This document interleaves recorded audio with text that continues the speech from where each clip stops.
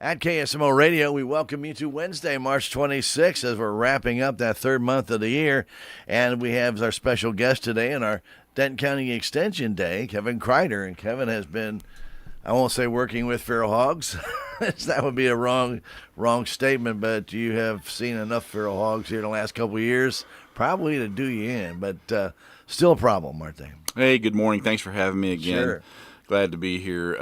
Unfortunately, we still have a problem with these feral hogs. We've made a lot of progress, though, so I guess I'll start with that. Sure.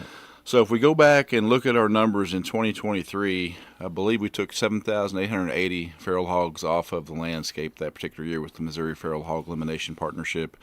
In 2024, that number was reduced down to 5,105. So pretty good decrease from 23 to 24 with our staff. And right now that consists of about 48 personnel that are out there doing the work. But it still takes the people to let you guys know that there is a feral hog problem. Yeah, and that's really what's going to get in the way of this being totally successful is we've got to have that access to landowner properties to make it work. If we don't have an agreement with a landowner, and especially if they have a significant amount of acreage, that property potentially, if it's got hog activity on it, could just turn into a sanctuary, and they're going to continue to breed in there, and going to continue to come out onto neighboring properties and cause problems for neighbors. So that's the biggest thing we're trying to get folks to realize is that if you're not working with us and you have hogs on your property, we're here to help, but it's got to be a thing where we have that agreement in place to be able to get in there and do the job. Well, you can't trespass, okay? Nope, That's the bottom line. Nope. You just can't go in there Nope. and do it. Got to have permission. And here's the thing is, though, Kevin, a lot of people are unaware, and if you've got a very large piece of property, you may not be able to get to every piece of it, and the older you get, probably the less opportunities you go to the back 40. Much less the back 200, But if you are back there and you see damage, please do not hesitate.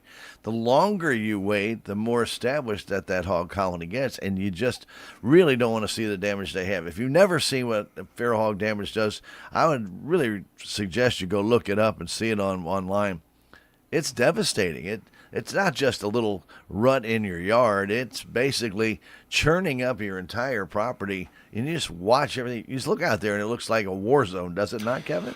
Yeah, when I did that job as a trapper, it looked like a tractor had pulled a disc through a field. And I've seen fields as big as 40 acres that have been completely turned over by a sounder of hogs. So it's significant once you get a big group in there like that. Now, yeah, if you get a couple of boars in there, there's going to be some spot rooting where they turn some stuff over, but not like a full sounder will do. And that's what we want to obviously avoid is to get ahead of these things before we get a full sounder like we used to have. Now, we still have a few out there, and there's some sounder groups that we're working on right now. Not nearly as much problem as we had 5 years ago when I was trapping. There's been a lot of progress made, like I talked about. But one thing I'll mention that kind of ties into this is the scouting aspect. The people that are out there doing the work. Last year, we hit almost 4 million acres of scouting, and that's up a little bit higher than it was in 2023. So, and that's with 48 people. You think about 4 million acres and either flying it with a drone or walking it on foot or driving it with a UTV. 4 million acres is a lot of time out in the field. So I give kudos to those guys and girls out there that are working with USDA and MDC that are doing that work because they're the ones that are making this happen by getting out there and finding these things on the landscape. So you're mentioning the numbers are going down, but that's because you're actually getting the job done. You're reducing the number of feral hogs, and so you don't want that number going up that you're catching. You actually want it to go down. You just don't want as much damage being done. But sometimes when those statistics come out, you say, well, they're not really doing anything. They only got 5,000 hogs this year instead of 7 last year. You're doing your job because if you don't do your job, it's going to go from the 7 to 5 to 7 to 9 to 11 to 15 again, isn't it? Correct, yeah. If you go back 5 years ago to 2020, that was the most ever we took off the landscape in southern Missouri. That particular year, we took 12,600 off the landscape in 2020. That was the most ever since this program started. And since 2020, that number's gone down pretty much every year. We had one little blurb where it kind of went up after that bad drought in 22. The numbers went up a little bit, and then they came right back down the following year just because there was an issue with them coming to bait because of all the acorns on the ground that year. But, if you look at that empirical evidence is there because from 2020 to now, it's about a 62% reduction of the feral hog numbers on the landscape that we've taken from 2020 to now. And then the other piece of information that I think is kind of telling about this too, we measure everything off watershed occupancy for feral hogs, and what that simply means is where hogs used to be to where they are now. And we started that measurement in 2016, and from 2016 to now, the watershed occupancy has been reduced by 84%. Now, that's not the hog population, that's watershed occupancy of where they used to have home range at. That's pretty telling. When you've gotten the home range to change by that amount, it kind of tells you a story that what we're doing is working. But there's still 16% out there that they're in, right? Correct. And that's what you really need to alleviate. Because let's just be honest about it. Missouri has this nice program going on. Do other states, and I mean, we know that Arkansas has a feral hog problem. We know that Texas has had a feral hog problem. Are they addressing the feral hogs the same way Missouri is? No. Missouri, right now, as it currently stands, is the only state that has a true eradication program in place. Now, they're working on trying to deal with the populations in other states, such as Texas and Oklahoma, but not like Missouri is. Missouri's focus is eradication, and that's what our staff does. We are committed to this. We're working with the landowners, which is the big part of this puzzle, is to try to make sure we have access to those private party pieces that we talked about, because we can do all we can on the government ground, but if you have significant inholders that have hog activity on their private land and we don't deal with those and they're not dealing with it, that's just going to continue to have a population coming out of that piece. And that's why we keep talking about landowners that aren't working with us, because if they're not dealing with the problem and if we don't have access, then who's going to deal with it? Nobody. And then you're just going to continue to have feral hogs. Feral hogs don't stop at the state line. They know, like, right where it is. Like, hey, I can't go over there because they're going to try and trap me. Yeah. They're going to continue to move to wherever they can find a place to find some food, aren't they? Correct. Yeah. They don't have a big range per se, like a sow inside of a sounder group, and her piglets and her social hierarchy. They don't need to move more than about 5 or 6 miles. That's kind of a home range of a sounder group, unless they're pressured. Say people are hunting them or something like that, that could move them a little bit. Now, a boar, we've done tracking on boars where we've destroyed a sounder group and left one boar because they'll inherently go look for another sounder. So we put a collar on that small boar, and then we'll see where he goes. And they've gone as far as 30 to 40 miles looking for a new sounder. But the sows don't do that. The boars do, but the sows don't. They kind of tend to stay in their home range unless they're getting pushed around, which that could happen if people are messing with them. But historically, they don't tend to go too far from where they normally live at. And one thing you don't want to do is, if you do see a feral hog, get away from it. Do not try and follow it. Do not get intrigued by it and say, hey, they're eradicating these. I like to see what they're doing and why they want to eradicate them. You may get near a nest, and that is not a place you want to be with a feral hog, is it? Yeah, they can definitely be dangerous animals, especially a sow that's protecting her piglets. If she's got a new litter of piglets, that's definitely not a place you want to be. And a big boar could definitely be aggressive too. Like I said, I used to trap these things, and I never had any issues personally myself, but I've heard stories of other folks that have had pigs come after them out in the woods, and that could happen. That's something about a feral hog, is they can be aggressive. When I was trapping them, a lot of times you'd walk up to the trap and they'd go to the other side of the trap trying to get away, and then other times I walk up to the trap and they'd be coming right to you at the trap side you're walking up to. So just depending on the particular animal, it could happen. So yeah, you definitely want to be very aware when you're out there, because we do have a few left in this area. Right, and we have the Ozark Trail, which goes right through a lot of that forest, which is feral hog territory, isn't it? Oh yeah. Yeah, this is the time of year too when people are starting to get out there and use it as well. We've had some very, very nice weather. Let's talk a little bit about, you mentioned that there has to be an agreement between you guys and landowners for you to come on the property and actually monitor it and then also take the hogs. How does somebody sign up for that? Yeah, just contact any of us at the extension office, and you call here the Salem office. You can call any extension office in the state, really, and they can put you in touch with the right people. We have 4 educators that work for extension. I'm here in Salem. We've got Megan Crane over in Ava. We've got Jerry Richards over in Ironton, and then Sarah Cope is down in Poplar Bluff. So those are the 4 extension offices that have feral hog educators that work out of those offices. So just contact an extension office. So the feral hog problem is still basically all south of 70, though, Highway 70, right? We don't really see anything above in northern Missouri yet, or have they made their way up there? I know that a lot of those legislators saw the damage in southern Missouri, and they said, guys, whatever you need to do, get it done. We do not want them up in northern Missouri. Yeah, right now, the northern boundary is I-44. Okay. We've had some hog activity north of 44, but that's been in the past, several, 2 to 3 years ago, I would say, is the last time we had any hog activity that's up that way. But right now, it's all south of 44. And I think our leading county this past year in 2024 was Wayne County, with right at, I think there were around 700 or 800 hogs taken off the landscape in Wayne County, which is the Piedmont area. Now, if you go back to 2023, the leading counties in the state were Shannon County and Oregon County, tied for over 900 each in Shannon and Oregon County in 2023. Of course, they border each other. And they border each other. There's a lot of government land out there, too, a lot of places for them to hide. But, again, we're back to that discussion about private landowners too, because some of those areas that had hog activity also had large parcels of private land that we were not working, so that was also contributing to those numbers. So do you guys have working agreements with the National Park Service and the Forest Service? But we all know there are pockets in the middle of the National Forest Service, the Mark Twain National Forest, that are privately owned, and yes, they can be a sanctuary, can't they? Yeah, exactly. And that's the thing, we talked about this agreement that we have to have with folks. It's called the 12A. It's from the USDA, Department of Agriculture, APHIS, which is Animal Plant Health Inspection Service. That's who we work with primarily on the federal government side. And currently they have 32 positions within USDA APHIS that work down here in southern Missouri with us. And on MDC side, they've got 16 positions for the elimination specialists. So total of 48 between the two organizations, plus the 4 educators. The thing about this whole thing with these feral hogs and access to properties, if we don't have people on that 12A to get in there and do this, like I've said a few minutes ago, then we're just going to be shooting ourselves in the foot. We've got to be able to get access to those properties to really make this thing work.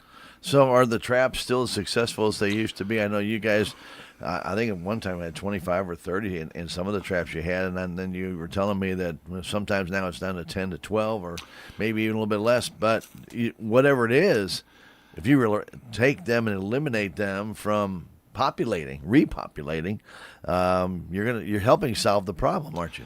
Yeah, and the traps, they are the bread and butter of what we do. That's the day in, day out operation of eliminating feral hogs off the landscape. So the trap is a huge tool that we use on a regular basis. The secondary method of eradication that we use is the aerial operations piece. So we have 21 drone pilots. They have thermal cameras on those drones. They're very effective. They're really a great benefit to the taxpayer too, because it doesn't cost a lot to operate those drones. There's no jet fuel involved. A lot cheaper than helicopters, huh? A lot cheaper than the helicopter for sure.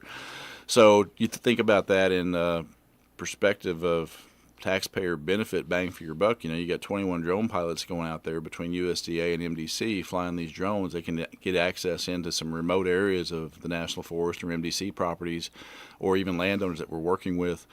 And they can tell you, yeah, there's 10 hogs right there on that thermal camera, because this is the time of year to see them, because there's no leaf cover out yet. And that's going to be changing here pretty quick once the leaves come out. But and then we launch the helicopter the next day or that morning, and they go straight to that GPS coordinate that the drone gave us, and then they can eliminate those hogs at that location. And everybody knows this, or they should. If we're sending a helicopter out to destroy feral hogs, there's a gunner and a pilot, and that's it. And they're not going to land and go look at the hogs, and they're not going to determine sexes of the hogs or the ages. They're just going to put them down and go on about their business. Because if you're chasing a group of 10 hogs or 20, whatever it may be, we may not even have a place to land the helicopter when they're putting these hogs down out in the middle of nowhere. So they're going to put them down. They see that they're down, and they move on to the next one. We've had some questions about counting the hogs. We do count them, but we don't land the helicopter and go visually look at the hog on the ground for each hog that we put down. So we have had some questions about that, but that's just not logical or feasible. And it's left there for nature to take its course. Ecosystem takes care of it.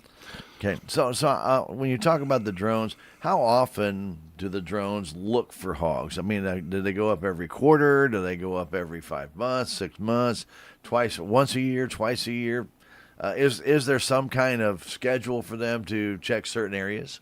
No schedule. It's whenever the drone operator, which is also an elimination specialist, says, "Hey, I'm going to put this drone up today," or maybe we get a call from somebody that says they saw some hogs in a particular area.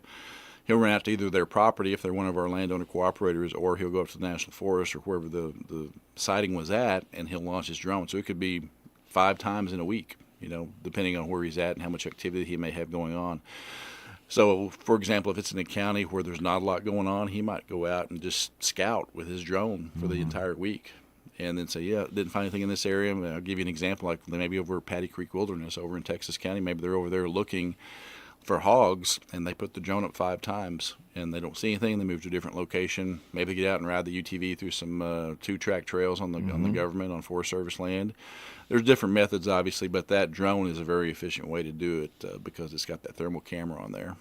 And then once they spot something, they get it back. You guys then make the arrangements. If there's a sounder out there that you definitely want to make sure you try and get some attention to it quickly, because they won't stay there very long. Yeah, the helicopter is here right now. We've had it since December. 1st of December, it came out from the USDA facility out in Tennessee. It's been here the entire time. I think they did switch out with a different aircraft at one point, but we've had access to an aircraft since December, and they'll be leaving probably toward the end of March, 1st of April, once the canopy cover. We're at the end of March. We're just about there. Yeah. So we're going to lose that asset because we don't usually use the helicopter much once the canopy cover starts coming out.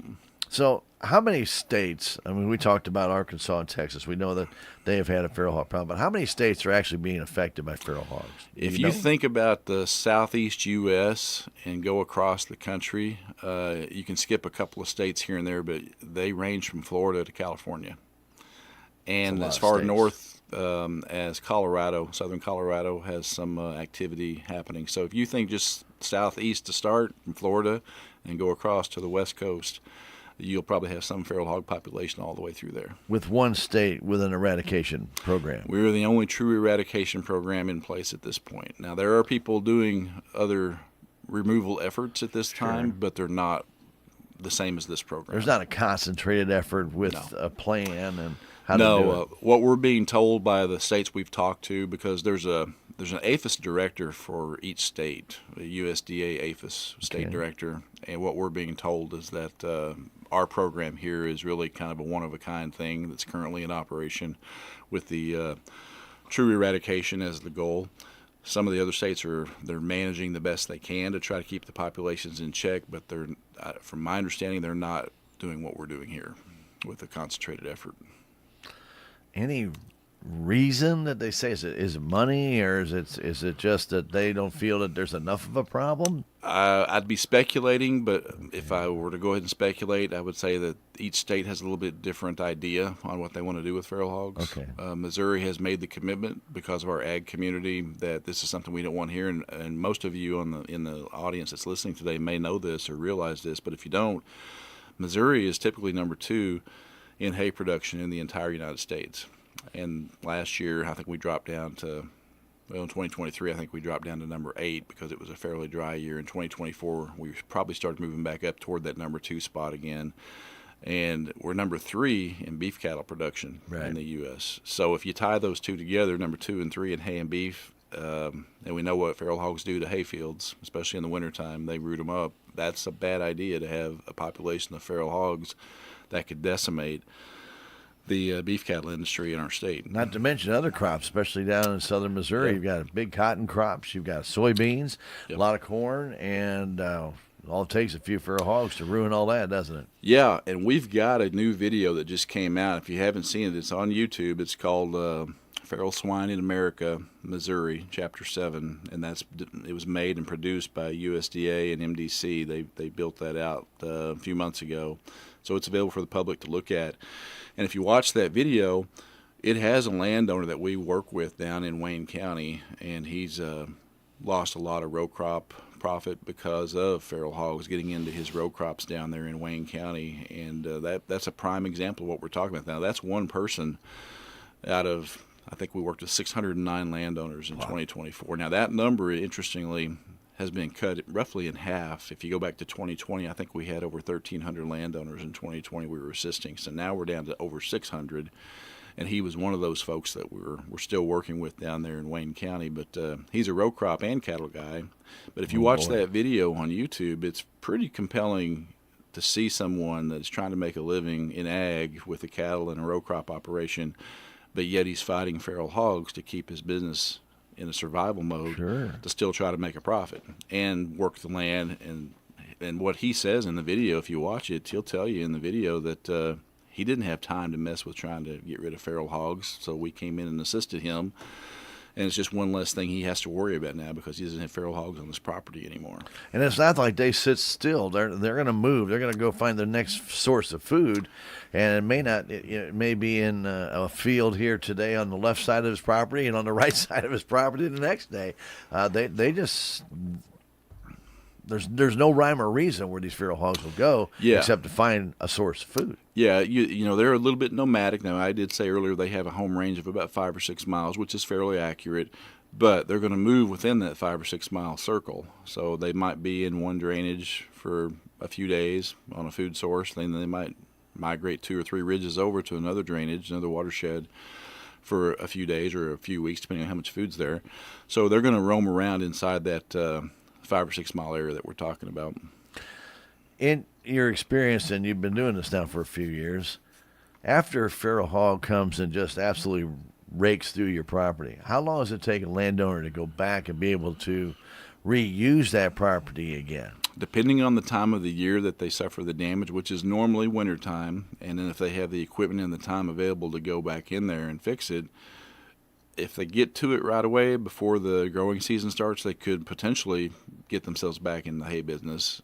But if it's in a summertime situation where the crop is growing and they go in there and get rooted up, they could be out of business until the next growing season for that field.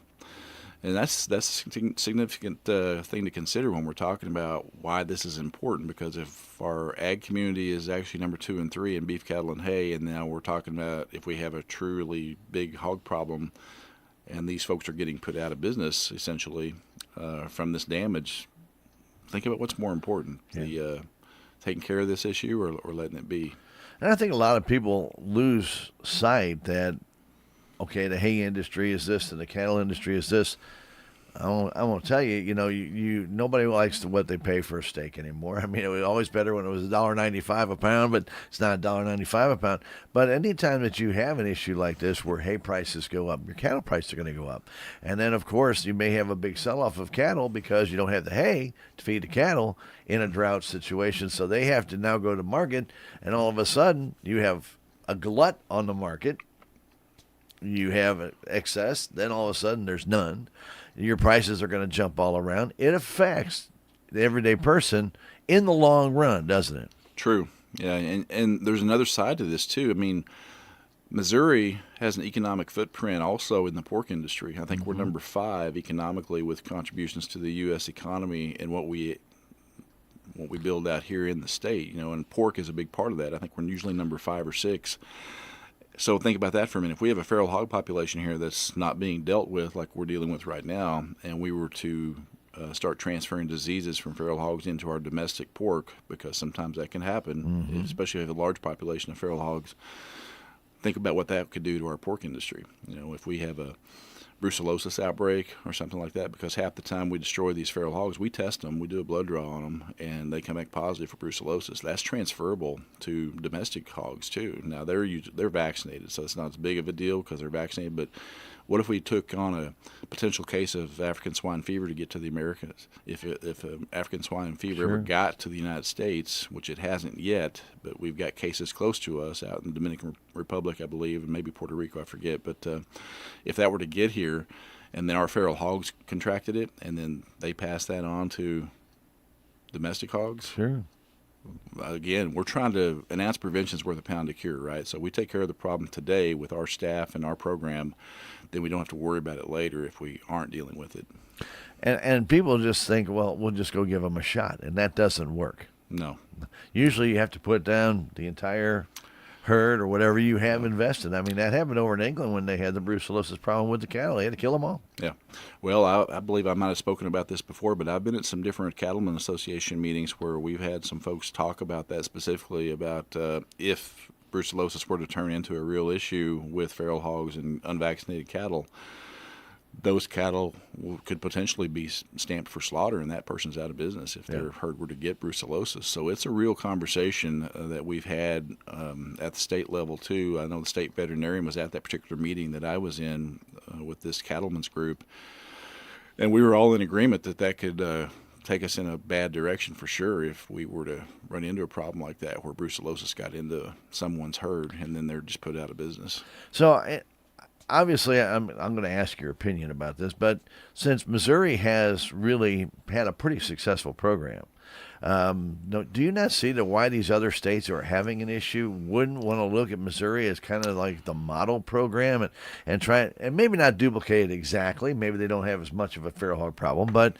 find out what we're doing right and then utilize those methods to eliminate that in their states. Wouldn't you think it'd be a good cooperative effort to do that? Yeah, and I'm the field guy, so I'm down at the bottom of the food chain and all this. But what I'm hearing are those discussions are happening. They are talking about maybe trying to model what Missouri is doing and taking that into other states. But again, it goes back. Every state has a different political dynamic and a different opinion and view of other factors. Sometimes there's maybe potentially a sport hunting of hog might be an issue they've got to consider. Mm-hmm. I know there's helicopter flights people do for sport hunting in certain states. So there's, I guess, more to the story to go a bit further with it, and I think that may sometimes get in the way of where people want to go with it. So I know they're looking at that with other states. They're talking to Missouri and our leadership team about what we're doing here. But as far as actually implementing a program like ours, we'll have to wait and see. Yeah. It could happen. We'd be hopeful that it would, but it's up to those individual states to choose their route.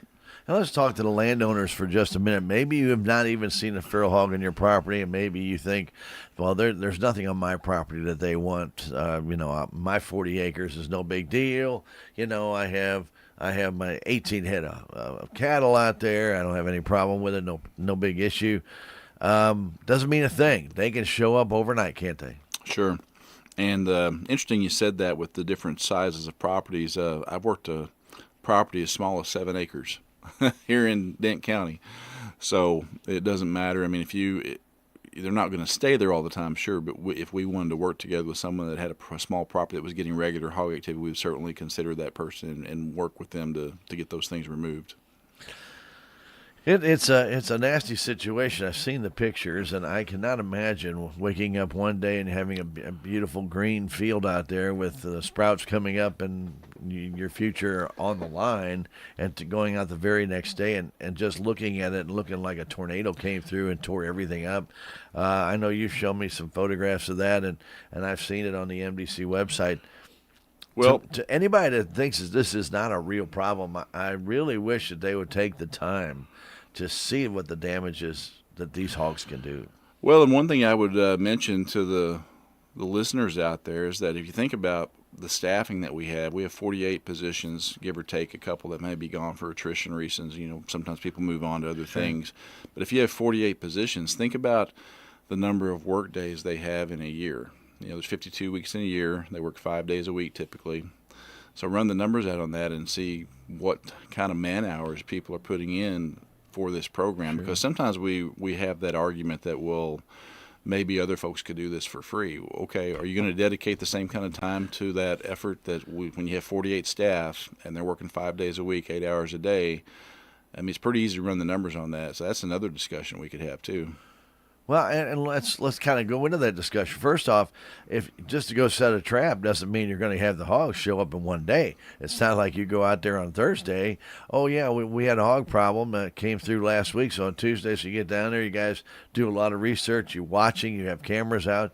This is not an overnight deal to capture these hogs. This takes some time, doesn't it? Yeah, it's a dedicated effort.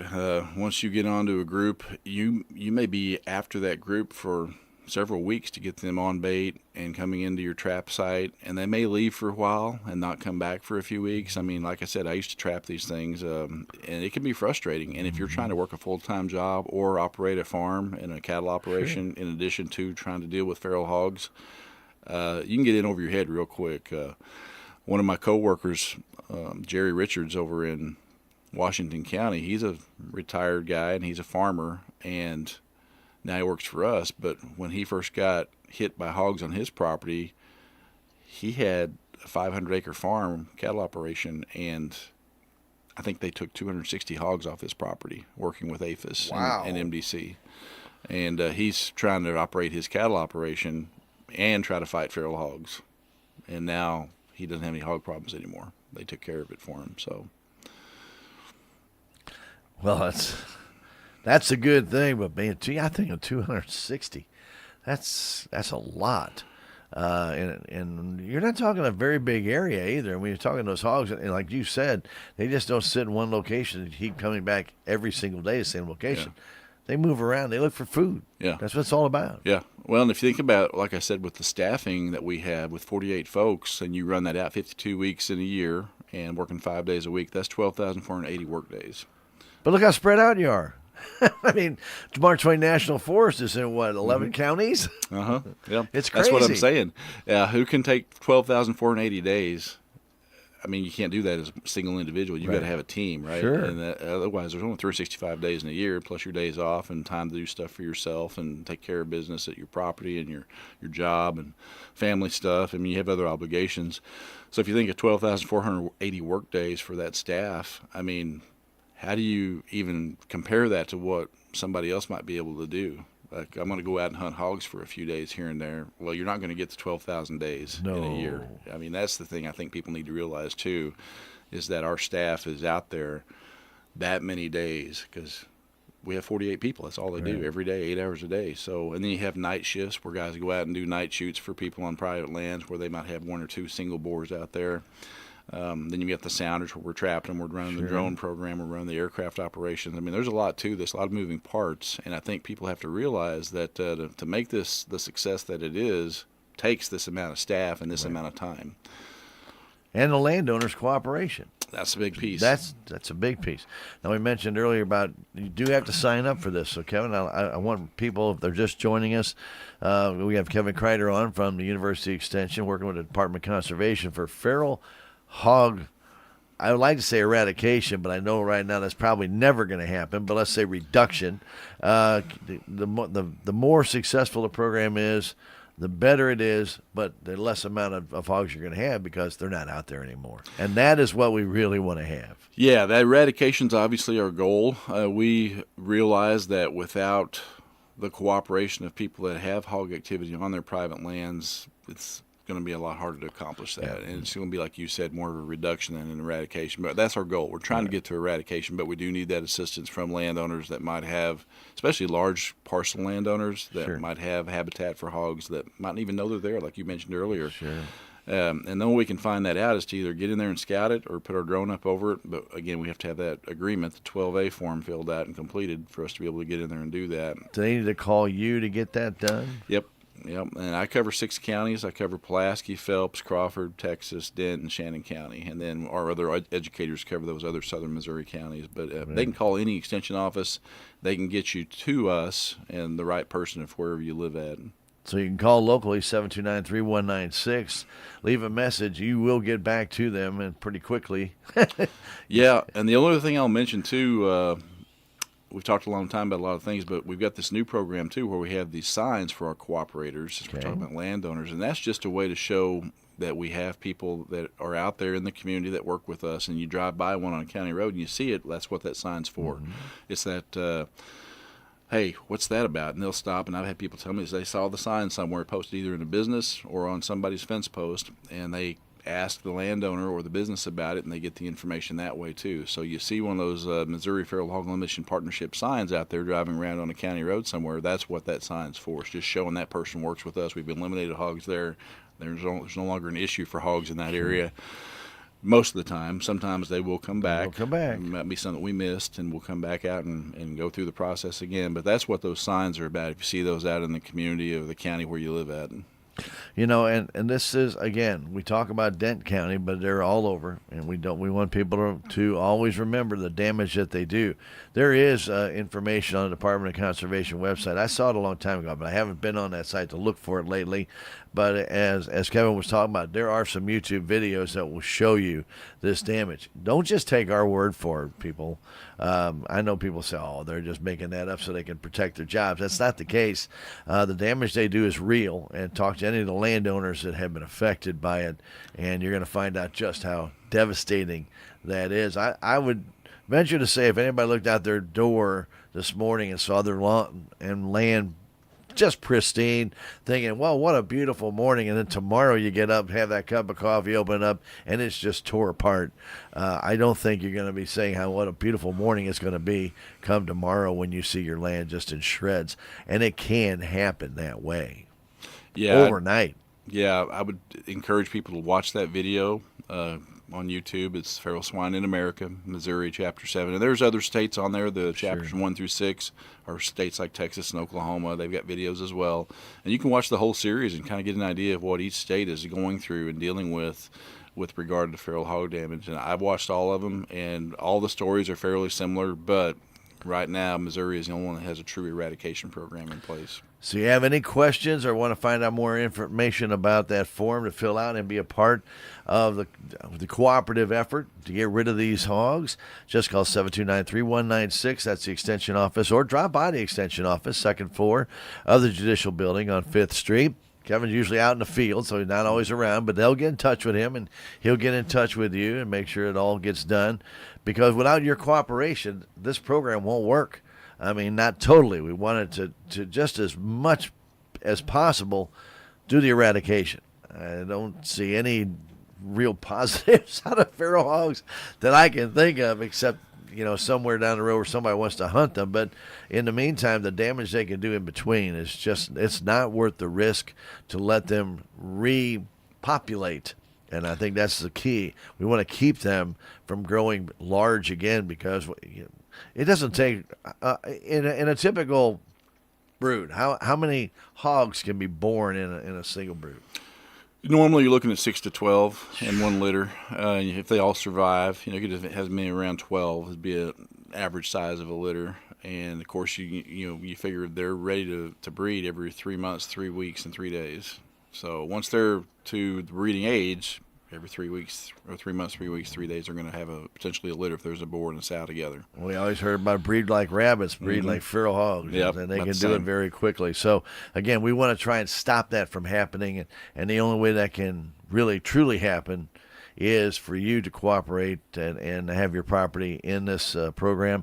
I'm not saying if you don't want it in the program that you have to be forced into it. You do not, but to try and get this situation under total control. Now, we're not just talking about under control. I think Kevin and the gang have done a great job of taking the hogs off the properties they can.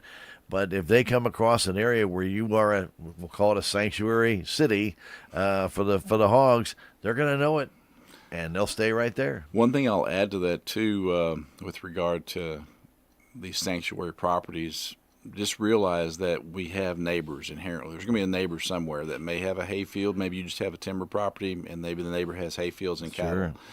I've run into that situation where we've got a property, they keep coming off of the sanctuary property onto the neighbor, tear up his property, then they go back into the sanctuary and stay there and hide because there's no pressure. Then Right. they come out and they hit the neighbor again.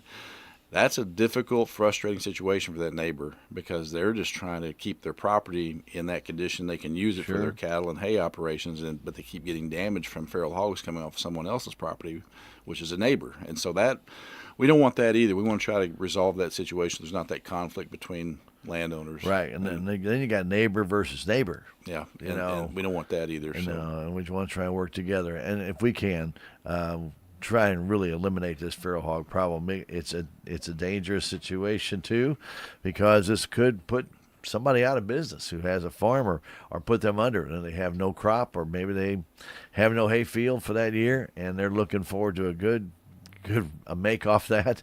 My goodness gracious, when we start talking about how our economy is, can you imagine having your entire economy for your farm be destroyed in one night? Yeah, and that's the whole key to this, is ag is kind of where we hang our hat on this argument, right? Really. Now, there's other collateral stuff we haven't even talked about, and I Sure. should probably touch at least on one Yeah, other you collateral probably. issue. We've got turkey season coming up.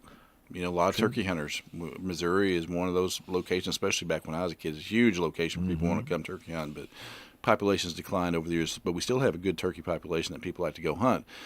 Well, guess what? We all know this for a turkey hunter. Feral hogs and turkeys don't go together. I mean, feral hog's an omnivore, and there's plenty of other things in the woods that want to eat turkey eggs or turkey poults or turkeys. So, do we want feral hog populations out there potentially affecting our turkeys? No, we don't want that either. So, Sure. another good reason to not have feral hogs, because that's going to be another predator that could take turkeys off the landscape. Let's all work together to get the problem resolved. Kevin, I always appreciate you coming in and getting us an update on what's going on. Feral hogs, the problem is getting, well, it's less of a problem now, but it's still there. And don't think because you haven't heard about it that it's gone, and it's going to be around. And the first thing that we don't want to do is ignore it, because it'll come right back. Mm-hmm. So let's keep our eyes open and ears open. Work with your neighbors. Work with the University Extension as well as Department of Conservation. Let's keep this program in good standing, and let those guys do the jobs that they do so very well. Get out there and take care of these hogs. You guys do a tremendous job, and it's not an easy job for any way, shape, or form. I don't know if anybody probably think, well, just go out there, you set a trap, and you walk away. Just all the looking where things are happening, and the investigation that goes into it, and a lot of work, and we really do appreciate what you guys do. Thanks for having me. I appreciate the opportunity to talk with everyone about what's going on with the program. We always appreciate it. It's our University of Missouri Extension Day today, and Kevin kind of represents our Dent County unit, so that's kind of working out real good today. So, again, we want to thank him for coming in and updating us. And Kevin gives reports as well to the county commissioners, and also not only in Dent County but other areas, to get these people up to date on what's going on with the feral hog situation. A lot of times we don't hear about it, and we think it's going away. That's unfortunate, because the media attention is what kind of gets everybody's eyes open to what's going on. Unfortunately, if there's no bad news, there's no news at all with feral hogs, because until something happens where there's a big issue with it, you probably aren't going to hear about it. But it's still there. So let's make sure that we keep this program under control and the hogs under control, because without it, they're going to run wild again, and we don't want that situation. Sir, we always appreciate it. Thank you again for coming in and working with us on KSMO AM 1340 FM 95.7, and streaming with us at KSMOradio.com, KSMO Stream Facebook, and KSMO YouTube. All right, keep